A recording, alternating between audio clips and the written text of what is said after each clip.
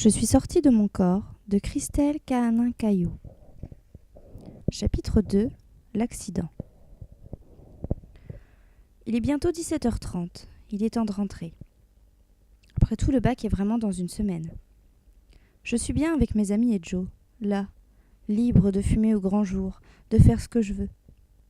Et pourtant, je m'ennuie. Nous voilà arrivés devant nos voitures.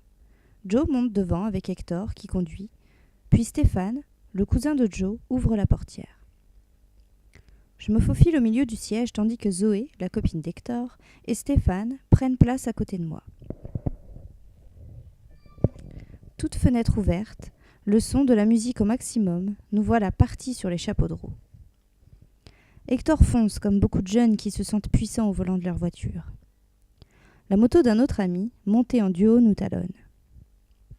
Qui de la voiture ou de la moto ira le plus vite ?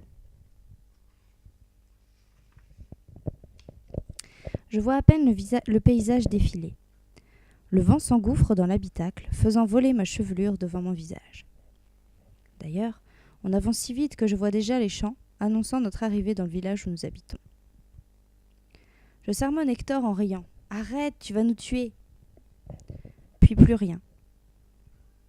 La voiture rate le virage, elle bute sur le talus. Les 2 passagers avant et 2 de l'arrière sont éjectés par les portières qui s'ouvrent sous l'effet du choc. Eux, ils retombent presque sur leurs fesses avec quelques blessures légères. Rien de vital. Moi, je ne réalise pas ce qui se passe. Je n'ai pas eu le temps d'avoir peur. Puis la voiture se met à faire des tonneaux et va finir sa course folle au fond du champ, où elle s'empale au milieu des épis de blé. Heureusement, pendant le dernier tonneau, je suis éjectée à mon tour. Mon crâne fracasse la vitre arrière et je suis enfin libérée de ce tombeau de ferraille mécanique. Les autres ne voient même pas la voiture. Tout se passe si vite. Seulement quelques secondes et, hébétés, ils ne comprennent pas, la voiture a disparu.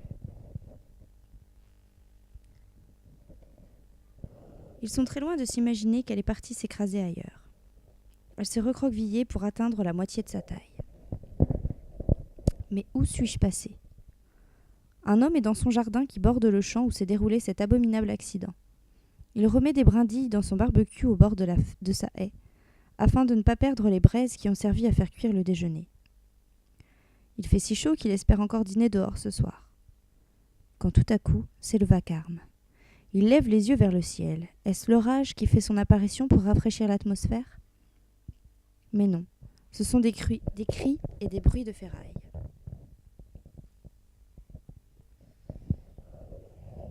Il croit tout d'abord rêver, puis se rend compte qu'il voit bien quelqu'un passer par-dessus ses tuyas, si haut et atterrir comme un sac à patates, 200 mètres plus loin, au fond du champ. Il court si vite qu'il en a le souffle coupé. Non pas vers la personne, mais vers le téléphone. Il faut vite appeler les pompiers. Cette personne au bout du champ, c'est moi. J'entends qu'on m'appelle, je ne peux pas leur répondre. Alors, dans un effort démesuré, je me lève et je vais vers eux. Je suis là. Mais que se passe-t-il ? Ils ne me voient pas ? Sensation étrange tout à coup. Je m'aperçois. Je ne comprends pas tout de suite. Je m'observe. J'ai le même t-shirt noir, ma longue jupe bordeaux à petits boutons, mais je me sens différente. Je vole au-dessus de mon corps et j'observe, à terre. Je suis un corps complètement disloqué, recouvert de sang, le visage souillé, et je dors. Mais moi, je vais bien. Je n'ai pas une égratignure et ma jupe n'est même pas déchirée. Je me vois 2 fois. Effet relativement surprenant, mais je ne m'étonne pas et continue à aller chercher les autres et à leur dire « Mais enfin, venez, je suis là !»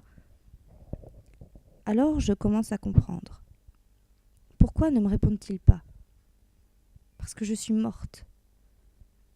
Mais je n'ai pas peur car je n'y crois pas. Au bout de quelques minutes, Joe finit par me trouver. Il tente les premiers gestes afin de me réanimer. Il pose délicatement ses mains sur mon corps ensanglanté et me fait un massage cardiaque. Mon cœur rebat grâce à lui, mais je ne respire toujours pas. Mon cerveau n'a plus d'oxygène alors que les pompiers viennent d'être prévenus.